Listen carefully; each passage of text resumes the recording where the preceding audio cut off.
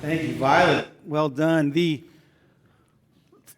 road is one of those images in both the Old and New Testament that is consistent.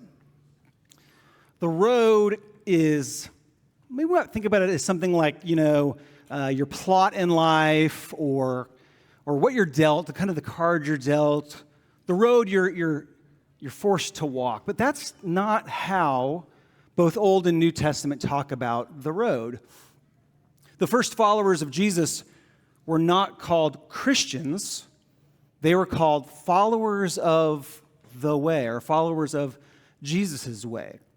These were people who had intentionally chosen to live a life behind Jesus on the road to life. They would walk behind him on this road. It is their way. And it's the same concept in the Old Testament. That a person's road, a person's way, are those chosen things that make them who they are. It's not something dealt to you. It's not something forced upon you. It is the part of your life that you choose. The road is your unique way of choosing how to be in the world. And so if you wanted to describe somebody, you would describe their road. You would describe their way, how they went about life. And here in Proverbs 4, the key to life is walking a long, straight, level road and not getting distracted at all. The road is often an image for justice. A level road is a road that everyone gets to walk along equally. A straight road is a road where there are no traps, there are no misdeeds from the world to cause you to stumble. A safe road is a road that is protected from robbers. And so a life that is lived on a long and straight road has a chosen trajectory. The wisdom of Proverbs 4 is that a wise life is a focused life. A wise life is a focused life. Unfortunately for us, we live in what many have described as the age of distraction. I want to illustrate this by telling a story I'm not proud of. It's 2005, Kristen and I have just got married, and somehow we got an invitation to something we could not turn down. We got in the mail a guaranteed free trip to anywhere in the lower 48 states. All we had to do was go listen to a 1-hour presentation at the Opryland Hotel. I don't know why you guys are laughing. It seemed really like we were chosen. The truth was we were kind of bored and we're like, sure, Friday night, let's go. And so I'm going and I'm like, pretty confident in my ability to stay focused. And so I'm a little bit concerned that Kristen's going to get sold something, but not me. I'm not worried about that. I ain't interested in no Tupperware. I'm not trying to buy a timeshare with, waterfront property in Arizona. No, I'm not easily sold. I'm no one's fool. And we get there. And what they are selling is double-walled nonstick pots and pans. And I'm like, oh, piece of cake. We just got married. I don't think we're going to ever use all the pots and pans we already have. But these guys were good. You don't get a room at the Opryland Hotel and Convention Center for nothing, okay? These guys were good. And they start talking about the cooking attributes of double-wall stainless steel. And they start doing demonstrations like cooking with just a teaspoon of water instead of oil. And I'm like, no, not sold. Got all the pots and pans we have. Until they bring around what they have just demonstrated cooking And I don't know what it was, but I remember this image of putting a red bell pepper, I'm not even a big vegetable guy, but a red bell pepper in my mouth that they just cooked with just water. And it was like one of those like brain-breaking moments, like, I like this. And so about 35, 40 minutes into the presentation, I lean over to Kristen and say something like, you think we can get by with the 18-inch all-purpose? Or like, should we go ahead and get the stock pot too? And she's like, are you crazy? Well, I thought I wasn't going to be anyone's fool, and we did not get any of the pots and pans that night. But, man, I could have. I think of myself so highly. I think I'm so easy. I have such a strong will that I can stay focused on my values and my principles. But the principalities and powers of this world are quite good at distracting us. They are quite good at getting us to do things and think things and focus on things that we don't want to. It used to be that we were controlled with our wallets. That what the principalities and powers of this world really wanted was the attention of our dollars. But it's changed. I don't know if you know this. What they are now after is not your wallet, it is not your dollar bills, it is your eyeballs. Ew. Let me rephrase that. Your eyeballs, your visual attention. Thank you.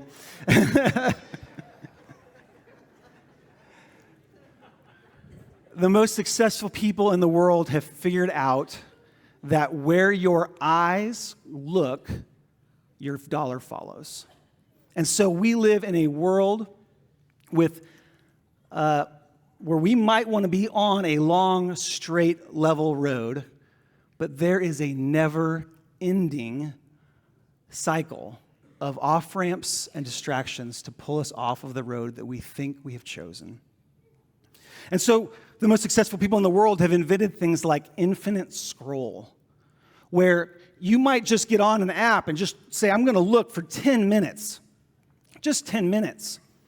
But because of the infinite scroll, because the next video begins to play before you even have the opportunity to push it, they have discovered that you are able to stay on an app and focus on something long after you intended to stop.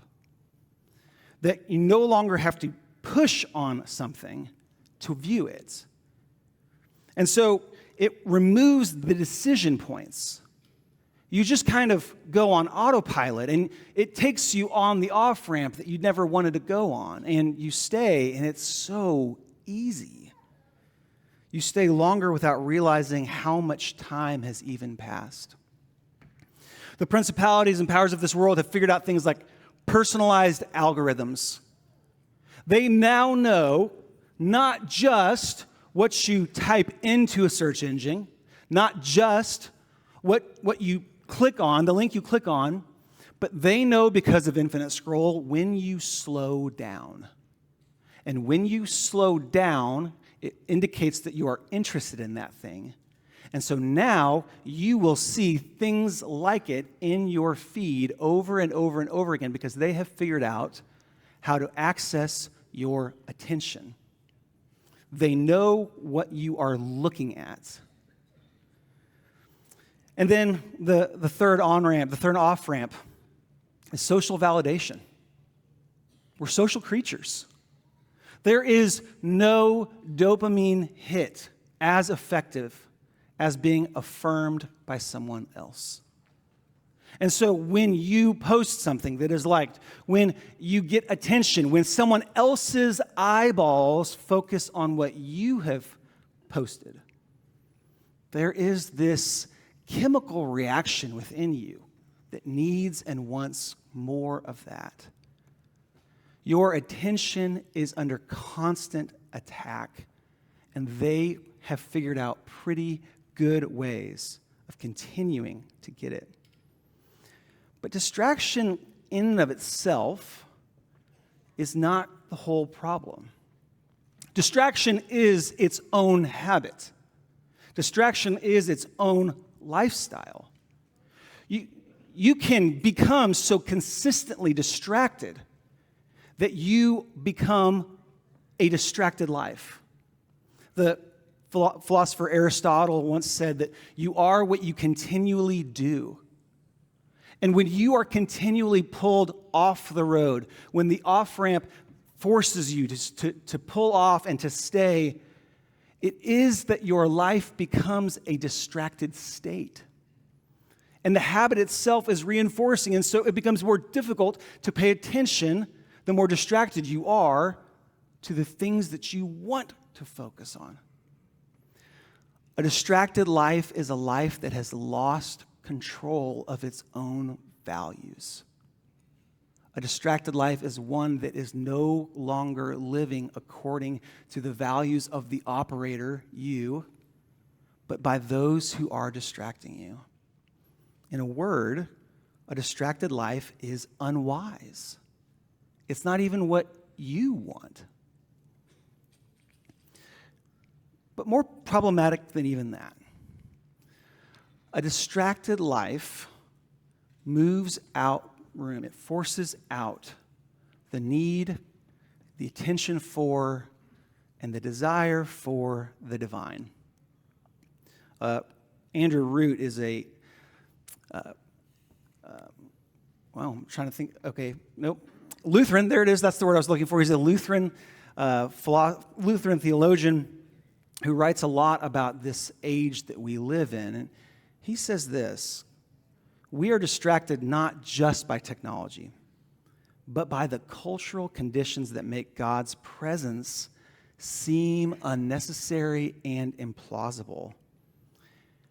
It's not just that a distracted life is a life that is chaotic and not going in the direction of the person driving the car. It is that a distracted life sees the existence of God, the need of God, as unnecessary and implausible. Why would you look for God when you can't even stay on the course? Why would you seek after a life of God when you are so constantly distracted, when the dopamine hits just keep coming? It is imprisoned by a strange sort of pleasure. And you just keep living in the cycle of distraction. Another writer of our time who's focusing on how damaging this age that we live in might be for our spiritual lives, a man named James K.A. Smith. He's taken that Aristotle quote, we become what we continually do, and he's added on to it. And he said, you become what you love. You become what you love. And these habits that we have, these habits that form us over time, they not only become who we are, we not only become a distracted person, but they begin to form our very affections and loves. And so you might even come to love the distraction. You might even come to love your imprisoner who has kept you off of the life you intended to live, and the addictive effect becomes even more strong. This is not a life that I think anyone here would want to live, and yet we live in an age when it is so routinely and unexaminedly chosen. We just keep choosing distraction. But it doesn't have to be that way. Following the long and straight road takes discipline. But this is actually what it means to be a disciple. To choose discipline. Not in the chastisement way, not just in that way, but choosing a life where I am in charge of what I want. That takes discipline. It takes focusing on the things that I want to focus on. And so to be a disciple of Christ means a daily intentional choice to follow in the way of the one who we confess is the most wise. It doesn't happen by accident. The long and straight road that is filled with so many distractions is something that must be chosen, often with difficulty. And it's not this choosing that saves us. It's not this choosing that makes life beautiful or livable. But on the road following the one who is the most wise, we discover a beautiful life. Because we are following in the one who has chosen the life that fears God, which is the beginning of wisdom. So, back in 2005, we didn't get the pots and pans. We didn't even ever go on the vacation that we earned because it was another scam. And maybe it's taken 20 years now to learn that that's actually not what makes life beautiful. And you might think the next thing I'm going to say is what makes life beautiful is the people that you're on the road with, and that is true. However, just being on the road with the right people, just being on the road with people you love, does not make the quality of those relationships worth living. That being on the road with people and being an unwise, distracted life will actually fracture those most important relationships. And that thriving in those relationships requires something, that life is not just about who you're on the road with. Life is not about things. It's not about who you're on the road with. It is about living wisely. That when I live wisely, when I don't get distracted by the left or the right, when I don't get distracted by the shiny new thing, or when I choose where my eyeballs are focused, and I'm following in the way of Jesus, who lived the most beautiful, whole, fruitful life ever, that those things, those relationships, the most important things, become more beautiful, more fruitful. Not effortless. It's still going to take a lot of discipline, but redeemed, whole, life-giving. Wisdom doesn't mean that we can just get on this long and straight road and put on autopilot and, lane shift alert, and we're just going to be an autonomous car. That's not what wisdom is. Wisdom takes a lot of discipline. It's not blindly following. There are so many off-ramps and wrong turns, and sometimes the road seems maybe even boring. Maybe even the road seems rote. But wisdom is not just putting our lives on cruise control, and it does not mean that distractions won't come up. They will. It is the determination to continually turn our eyes back to Jesus when we've been distracted. That when I inevitably fail, when I inevitably fall short and get distracted, that I will resolve to wake up the next day and begin again. That I won't take the left turn or the right turn, that I won't let my gaze be disrupted, but that I will keep choosing Jesus, confident that he will lead me to the most beautiful version of my life possible. Keeping our gaze on Jesus leads us to a beautiful life, and that life takes focus.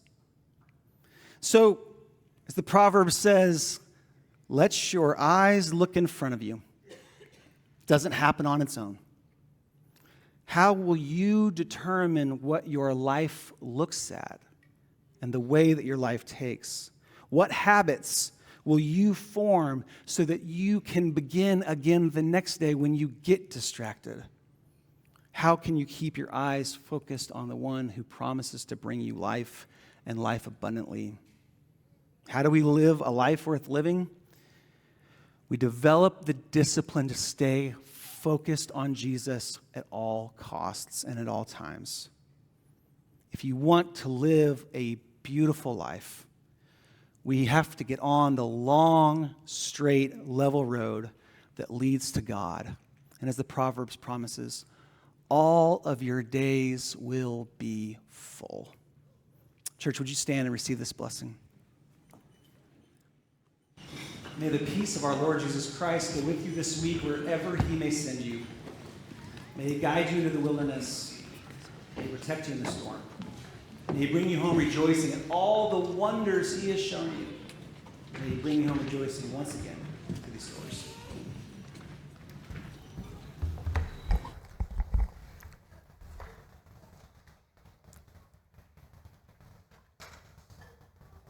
Good morning, Northside.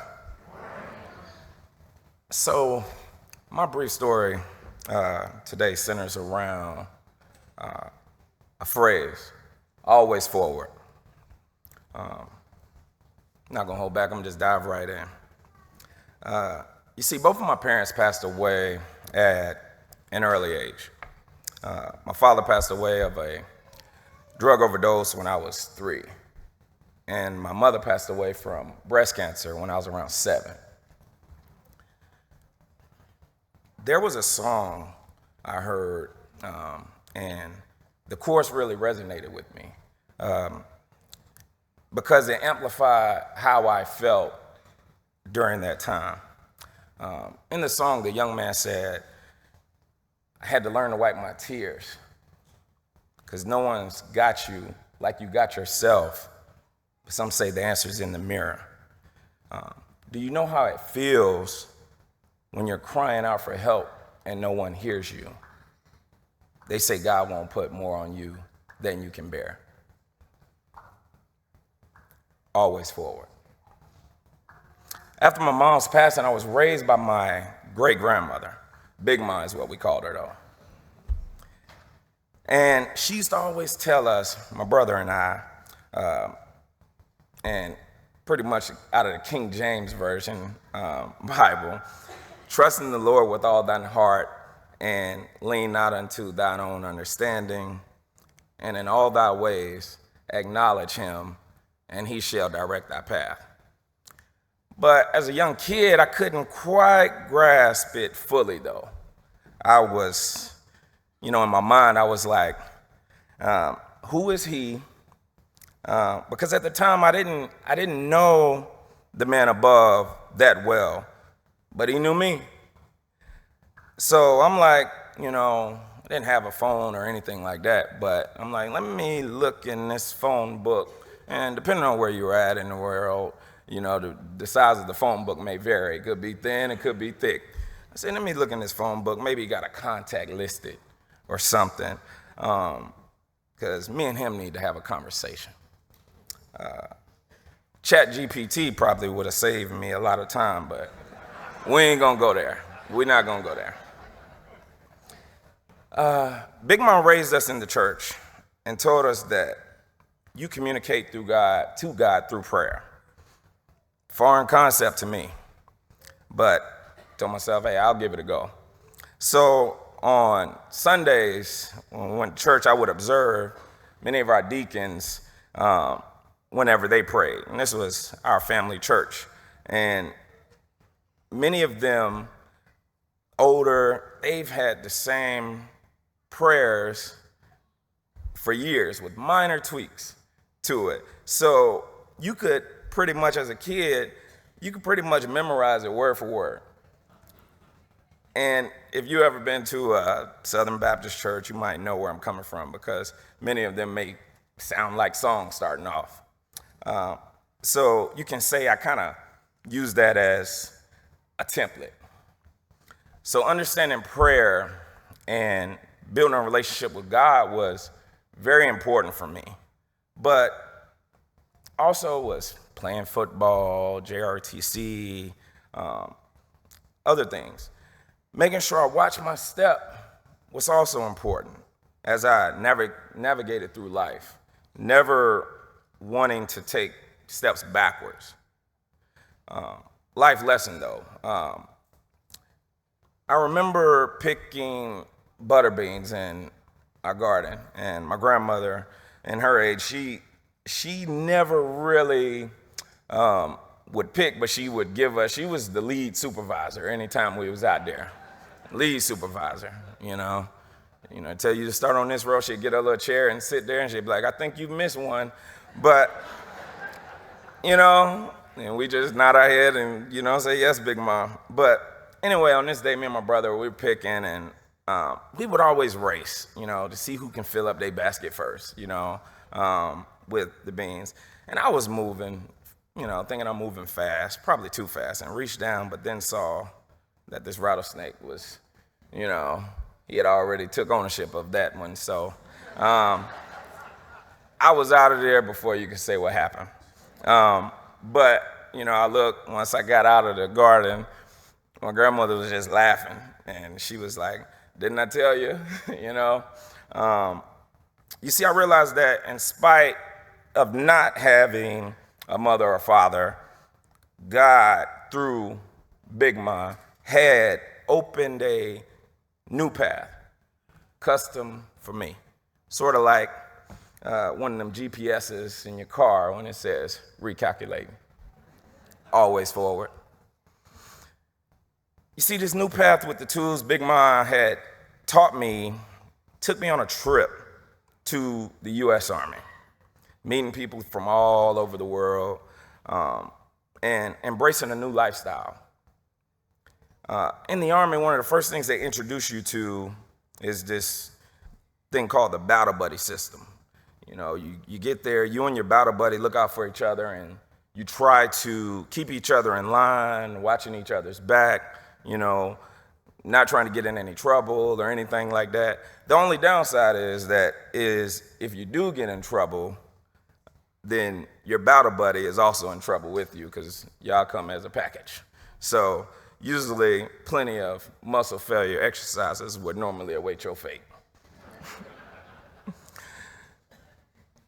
My first duty station, I was assigned to Fort Hood, Texas. I knew the unit I was going to was in preparation to deploy to Iraq during that time. And I was excited.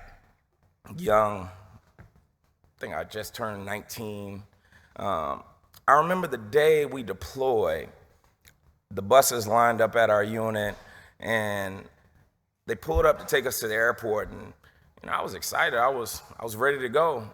I had got my stuff. I'm like one of the first ones on the bus. And, I'm sitting there, I was single soldier. I didn't have family to see me off or anything like that. But as I'm sitting in my seat and I'm looking out the window, I saw a lot of sadness as well. Plenty of soldiers saying goodbye to their loved ones, not knowing if they would see each other again. After that 1-year deployment to Iraq and returning back to Fort Hood, my perspective, it changed. Experiencing loss on that scale in a combat environment was different. I understood what complacency meant. I understood what watch your step meant, but still always forward. I deployed a second time with that unit to Iraq, but I was not as excited the second time around. I was not the first one on the bus. Even though I was a bit more seasoned this time around with my head on a swivel, as some might say, and also this time I was a young leader with soldiers whom were entrusted to me to guide them on a path and make sure they did the right things. And I found myself in the back of my mind echoing to them to make sure you watch your step, because snakes like to hide. I returned from that deployment, and I was in desperate need of a break. I left Fort Hood for greener pastures by way of Fort Eustis, Virginia.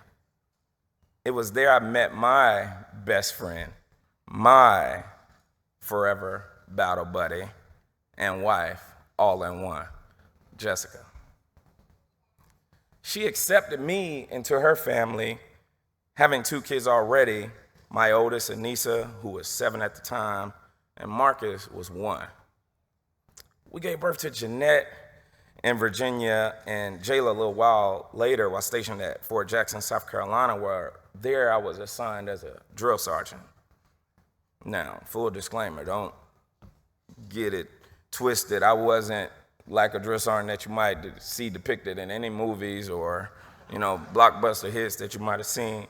But we'll just say in my vocabulary, I used a lot of non-collegiate terms. Always forward.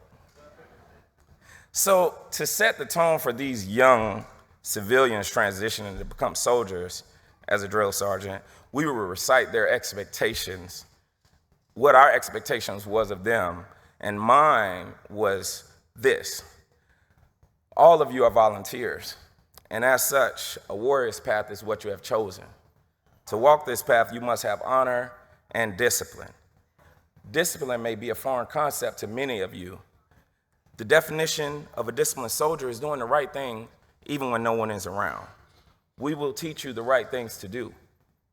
Honor is living up to all the Army values. You have all joined my beloved Army for many different reasons. You must learn to embrace this lifestyle that you have volunteered for. For it is a lifestyle. Only 1% of America's population has ever served in our armed forces. And that is something to be proud of, but only if you make it through. And usually after that, they were still standing, really shook, but wanted to really set the tone. Fort Jackson was a special place for me because that unit I was assigned to, their motto was always forward. Whenever a soldier would walk by a drill sergeant, they would have to greet you with that saying, always forward, drill sergeant. And you will reply, always. To me, it was a full circle moment because I reflected on the path that God had illuminated for me, comforting me and reassuring me that I'm not racing anyone on this path, but trusting in Him always. Even though, like that song says, I have had some good days. I've had some hills to climb. I've had some weary days and some sleepless nights. But when I look around and I think things over, all of my good days outweigh my bad days, and I won't complain. Thank you, and always forward.